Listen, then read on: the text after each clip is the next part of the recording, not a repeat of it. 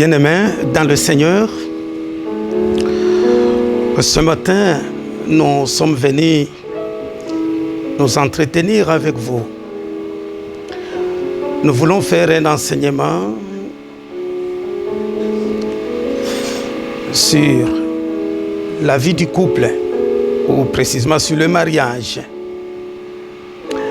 Et notre préoccupation dans ces sujets, nous voulons d'abord parler de la responsabilité de l'hôte dans la disparition de sa femme.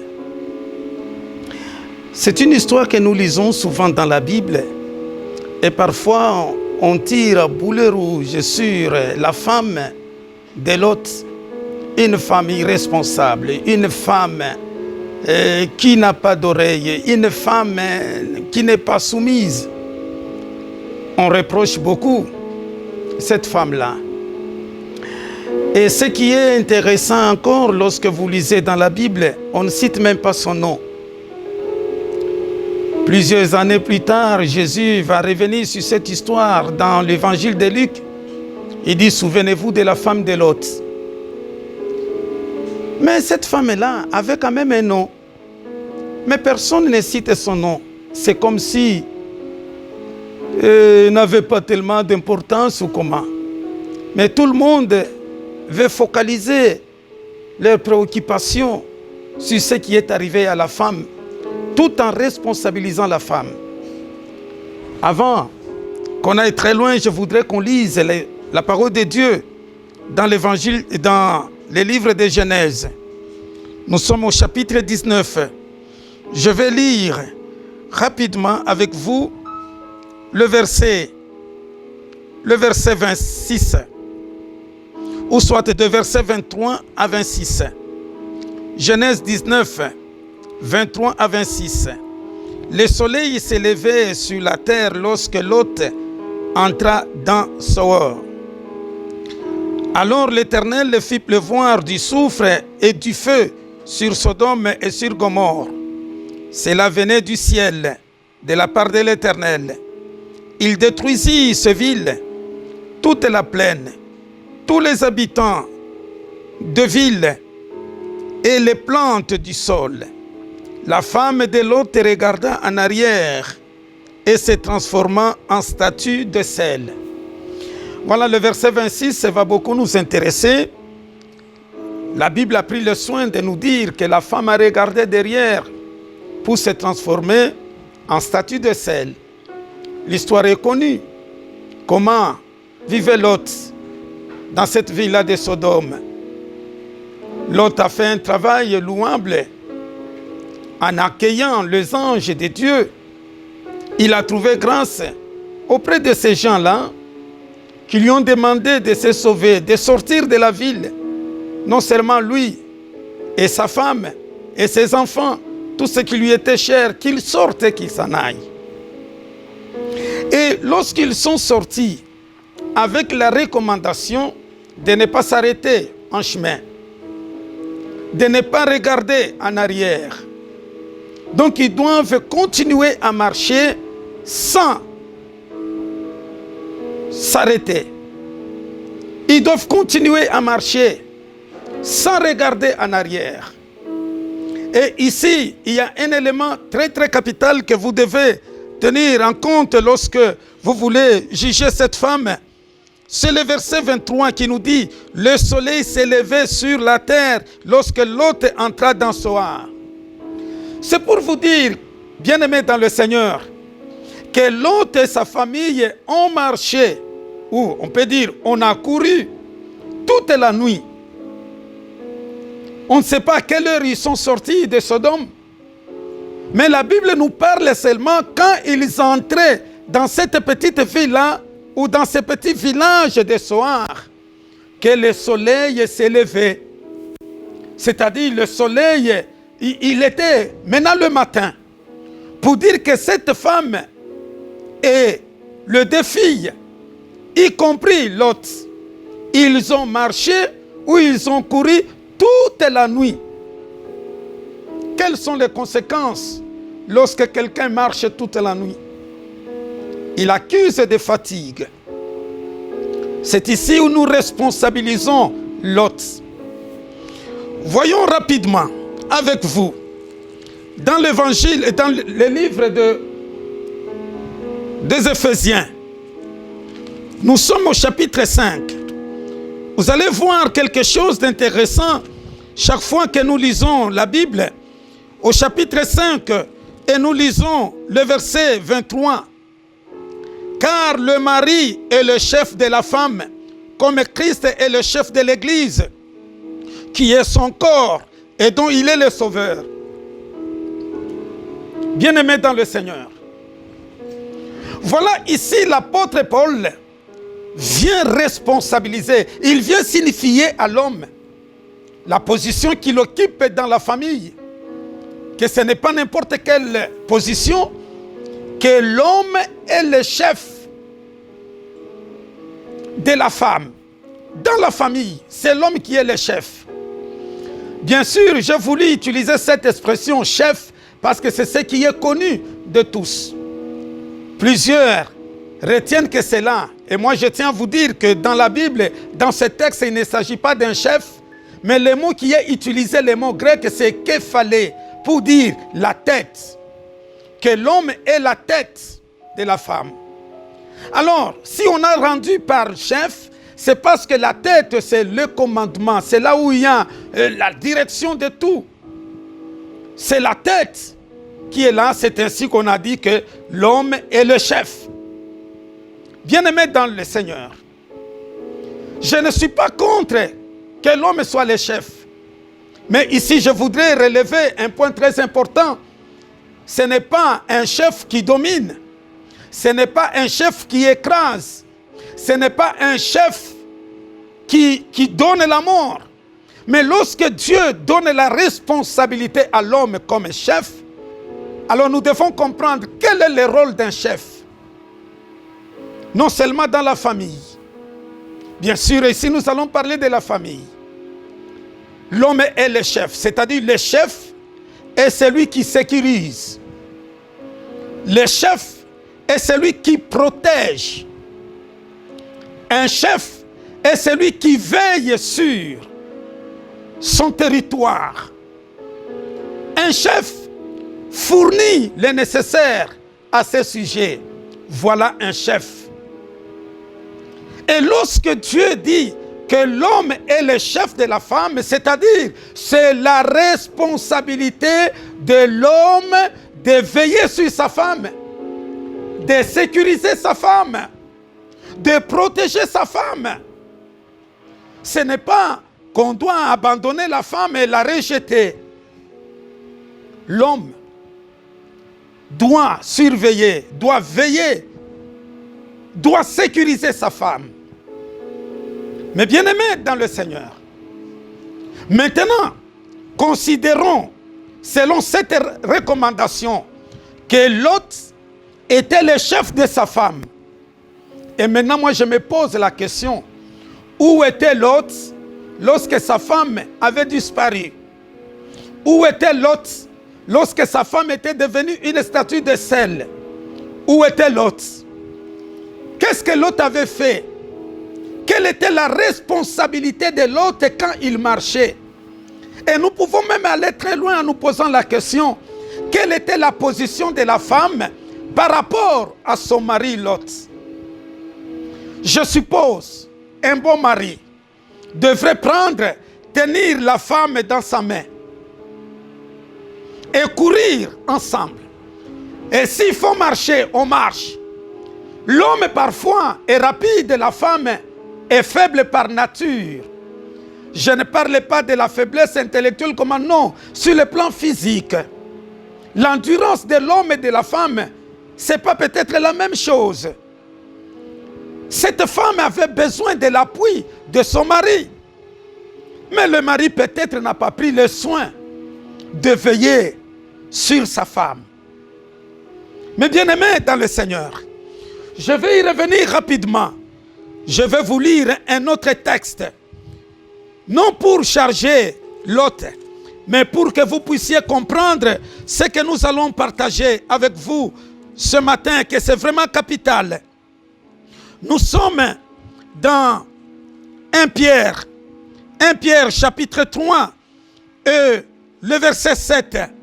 Le verset 7 nous dit ceci: Marie, vivez de même en montrant de la compréhension à votre femme, en tenant compte de sa nature plus délicate. Je reprends.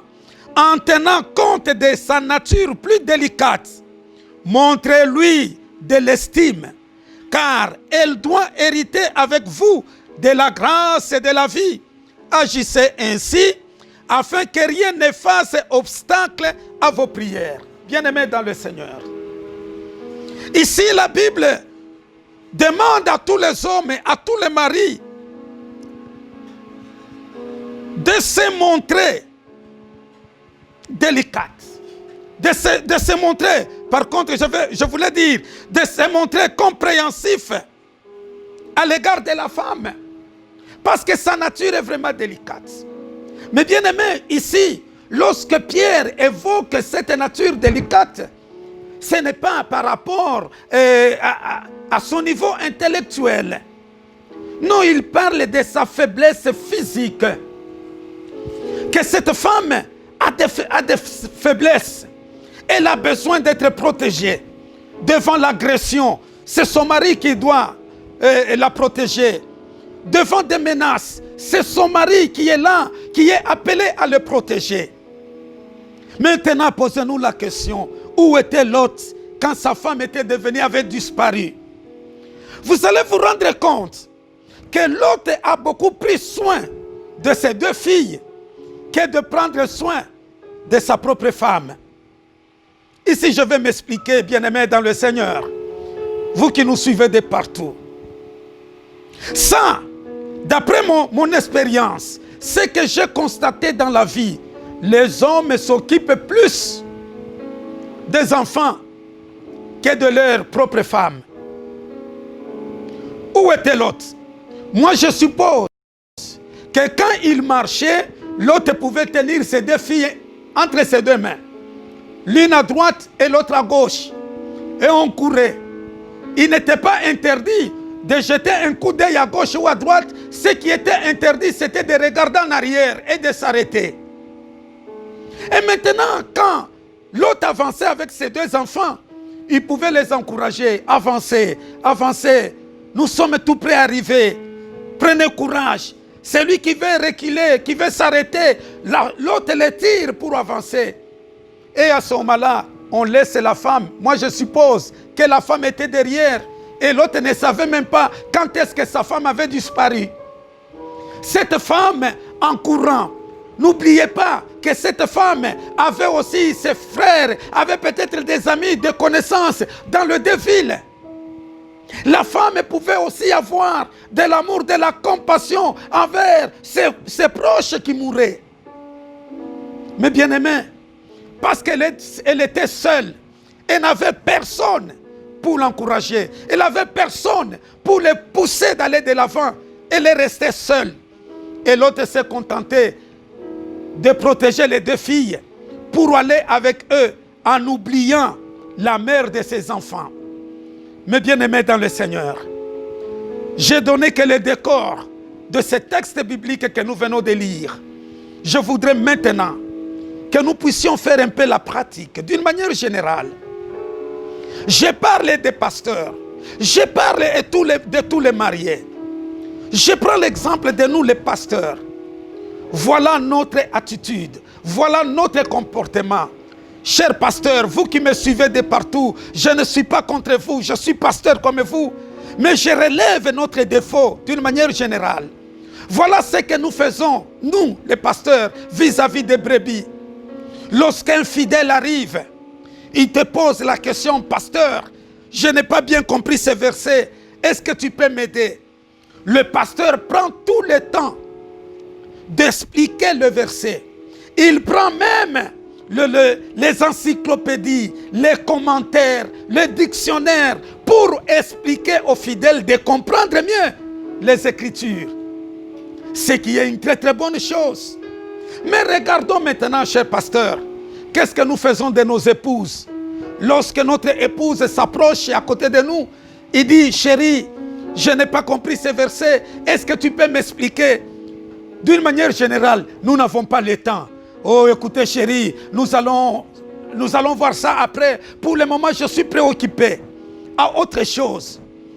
On donne toute notre intelligence, on donne toute notre force à encadrer les autres sans penser à nos propres épouses que Dieu nous a données comme aide.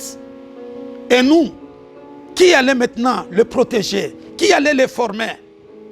Mais bien aimés dans le Seigneur, non seulement nous les pasteurs, regardez dans les familles, les hommes mariés, et tu trouves les enfants très bien habillés.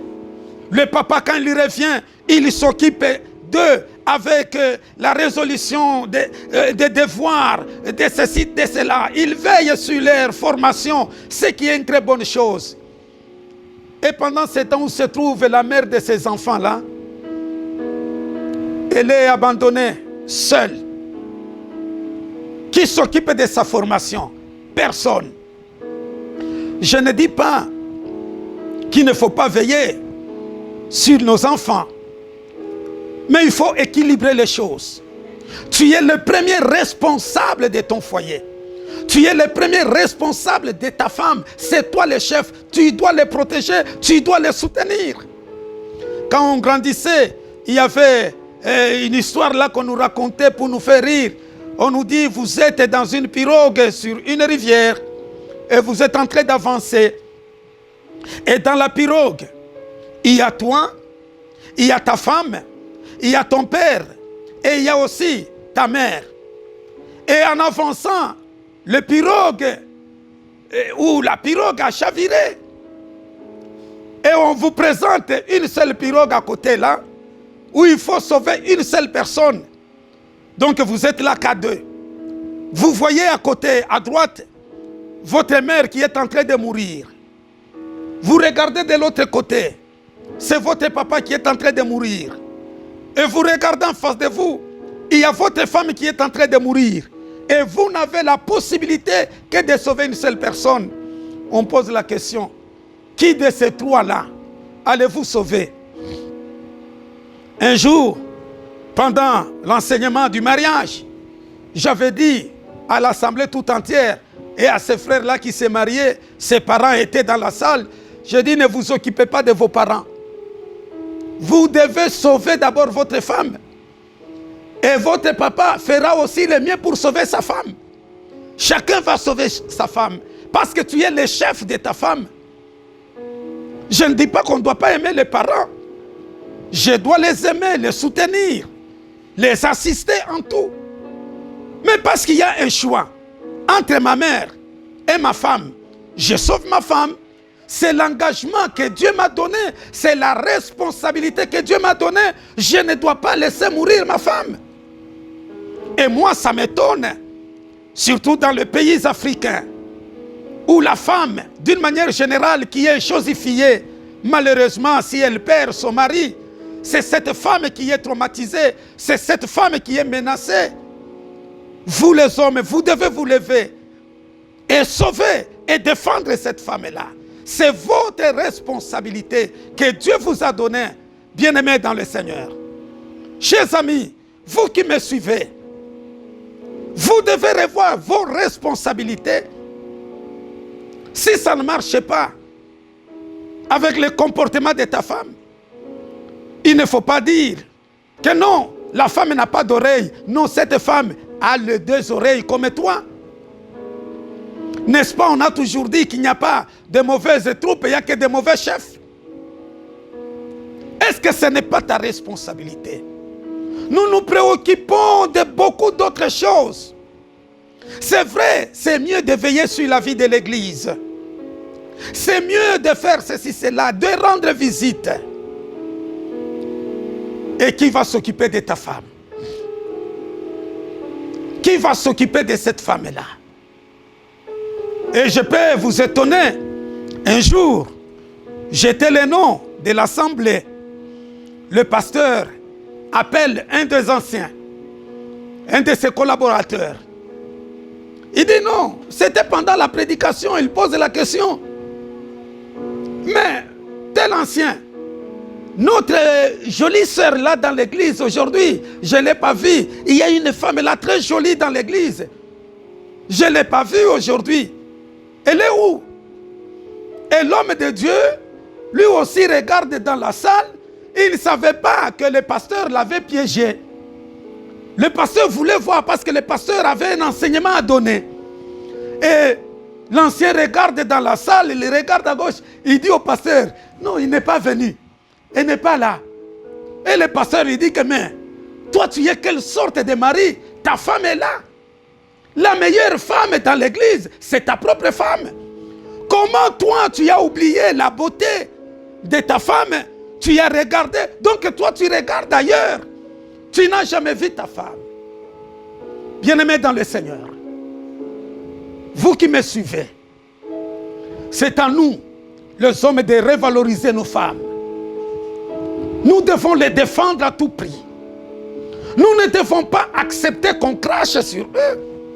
Et moi, je suis le défenseur de cette femme et de l'autre qu'on n'a pas cité. On a fait expressement pour ne pas citer son nom. Cette femme avait des qualités, si vous ne le savez pas. Pendant que dans la ville de Sodome, il y avait l'impudicité partout. Il y avait ce péché-là. Les gens ont pris les femmes et après, c'est comme si les femmes ne les suffisaient pas. Ils se sont mariés entre eux, entre les hommes. Comme si cela ne suffisait pas, on est allé même porter atteinte à la vie des anges, des hommes de Dieu qui sont venus en imposant à l'autre. Donnez-nous ces hommes-là pour que nous puissions les connaître. C'est-à-dire qu'on puisse faire des sacrilèges avec eux. La Bible nous dit que c'est depuis le plus vieux jusqu'au plus petit. Mais vous savez, c'est que cette femme de l'autre, c'est qu'elle a fait d'exceptionnel. Elle avait ses deux jeunes filles. Quand elle quittait cette ville-là de Sodome et ils avançaient, la Bible nous dit, l'autre a dit que j'ai avec moi mes deux filles qui sont vierges. C'est-à-dire qui n'ont pas connu d'homme. C'est-à-dire ces deux filles qui ne se sont pas souillées avec les comportements des habitants de Sodome. Qui a fait cette œuvre? Qui a donné cette éducation si ce n'est que cette femme? C'est cette femme qui veillait sur ces deux filles. C'est cette femme qui s'occupait. Pourquoi vous ne voyez pas ce travail est fourni par cette femme? Vous avez vu que ce qui est arrivé dans le désert, que la femme est devenue une statue. Posez la question à Lot. Quand est-ce que sa femme avait disparu? Lot, irresponsable. Aujourd'hui, nous avons des maris irresponsables qui ne savent même pas quand est-ce que le dégât est arrivé. Ils ne savent même pas. L'autre n'est même pas au courant quand est-ce que sa femme avait disparu. Peut-être que c'était à peine de sortir de la ville. L'autre n'est pas au courant. L'autre n'a fait le constat que quand on est arrivé dans cette petite ville-là de Soar, c'est alors que l'autre s'est rendu compte que la femme n'est pas là. Et la Bible nous dit que la femme était devenue une statue de sel. Je ne sais pas. Puisque dans cette région, il y a beaucoup de montagnes. Allez-y. Il y a beaucoup de montagnes. On nous dit que vraiment, la femme de Lot est devenue une statue de sel. C'est-à-dire, on est parti faire le constat. Est-ce qu'il ne serait pas possible qu'on dise que la femme de Lot avait disparu? Mais bien aimé dans le Seigneur, si nous pouvons parler de la disparition de cette femme, ça serait aussi normal peut-être. Comment elle a disparu? Vous pouvez avoir aussi notre interprétation pour nous dire, écoutez, pasteur, le fait de disparaître, c'est parce que ce sont les péchés où les gens regardent dans la vie passée. Et non, c'est la disparition ou la mort spirituelle. C'est aussi vrai. Je ne refuse pas.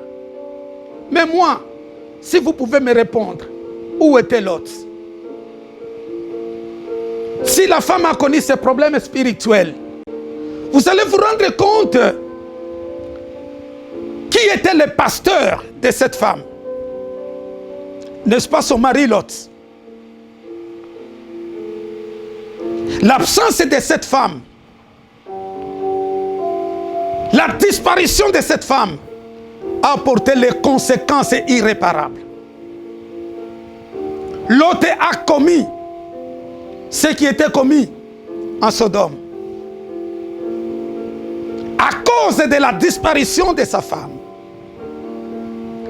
Vous qui me suivez, vous êtes invités à veiller chacun sur sa femme. Ici, je m'adresse aux hommes et aux femmes qui sont mariés, qui vivent en couple, qui sont ensemble. Le mariage entre hommes et femmes, le mariage que nous célébrons, que nous connaissons, nous, comme chrétiens. Je ne parle pas d'autres sortes de mariages. Ça ne m'intéresse pas. Moi, je suis chrétien. Je connais le seul mariage que Dieu nous a recommandé entre hommes et femmes. C'est de ces mariages-là dont je parle ce matin. Bien-aimés dans le Seigneur. Que chacun revoie un peu ses relations en couple avec sa femme. Cela est très important. Vous pouvez paraître du dehors un bon pasteur, un bon prédicateur. Si on peut rentrer aussi dans la famille, qu'on pose la question à ta femme, est-ce que tu es un bon mari? Tu es bien sûr un bon pasteur. Tu es bien sûr un bon encadreur. Tu es bien sûr un bon papa. Tu es bien sûr un bon serviteur de Dieu. C'est très beau ça. Maintenant, je voudrais qu'on rentre en famille. Qu'on pose la même question à ta femme. Qu'on lui pose la question, est-ce que tu es pasteur? Est-ce que ton mari est serviteur de Dieu? Est-ce que ton mari qui est directeur dans tel endroit? Est-ce que ton mari qui est responsable à tel endroit, est-il un bon mari? Et non un bon papa? Un bon mari, c'est-à-dire l'appréciation de ta femme vis-à-vis de ta personne, de ce que tu es. Il va te dire oui, il s'occupe bien des autres sauf de moi. Voilà ce qui amène le déséquilibre dans la famille. Voilà ce qui détruit les familles chrétiennes. Si nous pouvons nous poser la question, comment les héros sont-ils tombés? Comment les mariés sont-ils tombés? Comment le papa est-il tombé? Mais bien aimé, c'est très simple. Comment cette femme-là a-t-elle pris la décision d'abandonner tout, de demander le divorce? Vous voyez l'extérieur, l'aspect externe. Non, voilà, elle a l'argent. Ce qui intéresse la femme, ce n'est pas seulement l'argent. Ce n'est pas seulement tout ce que vous pouvez avoir. Il y a des femmes qui vivent dans des conditions insupportables, mais qui n'ont jamais demandé le divorce. Ils n'ont même pas à manger. Ils ne s'habillent même pas bien. Mais ils continuent à aimer leur mari. Pourquoi? Parce que le mari joue son rôle. Il comprend bien son mari qui n'a pas de moyens, mais son mari l'aime bien. L'amour, mes bien-aimés dans le Seigneur, ce n'est pas un problème de discours, de déclarations. Je t'aime, je t'aime, je t'aime. Non. La femme a besoin des actes concrets. Que l'amour, que ta femme vive l'amour à travers la protection. Elle est menacée par tes frères, par tes sœurs. Mais c'est toi qui prends le devant pour la défendre. Il dit non, laissez cette femme en paix. Laissez-le en sécurité. C'est ma femme à moi. Elle est menacée. Si elle n'a pas d'enfant, c'est comme si c'est la femme qui est en train de fabriquer les enfants et les mettre dans son ventre pour les mettre au monde. Elle n'a pas d'enfant, tout le monde crache sur elle. C'est comme s'il n'y a que la femme qui est stérile. On ne voit jamais l'homme. Bien-aimés et chers amis, je vous invite aujourd'hui à revoir votre manière d'être, à revoir votre manière de vous comporter, à revoir votre relation. Mais bien-aimés dans le Seigneur, si cette femme-là est frustrée, même vos prières auront des difficultés pour être exaucées par Dieu. Je voudrais relire ce texte-là. Marie, vivez de même en montrant de la compréhension à votre femme. Comprenez un peu les difficultés de votre femme, le problème qu'elle pose. Mais bien-aimés dans le Seigneur, si nous faisons cela, nous allons tenir compte de la nature plus délicate. Et vous devez savoir que cette femme-là doit hériter le royaume comme vous. Mais bien-aimés dans le Seigneur, Pierre ne renvoie pas à une quelconque infériorité morale ou intellectuelle, mais reconnaît leurs limites physiques. Mais bien-aimés dans le Seigneur, ces femmes-là, ce n'est pas un problème de l'infériorité. Non, mes bien-aimés. Mes bien-aimés dans le Seigneur, la femme n'est pas inférieure à l'homme. Que ce soit sur le plan moral, ni sur le plan intellectuel. Mais ici, Pierre parle de leurs limites physiques. Imaginez-vous, on a marché toute la nuit. Considérons que toute la nuit, la femme a marché et enfin, elle a lâché. Elle ne pouvait pas tenir. Si les deux filles ont tenu, acceptons l'hypothèse qu'elles pouvaient aussi rester devant et tel autre. Mais regardez les jeunes filles, leur endurance par rapport à leur maman qui a déjà vieilli.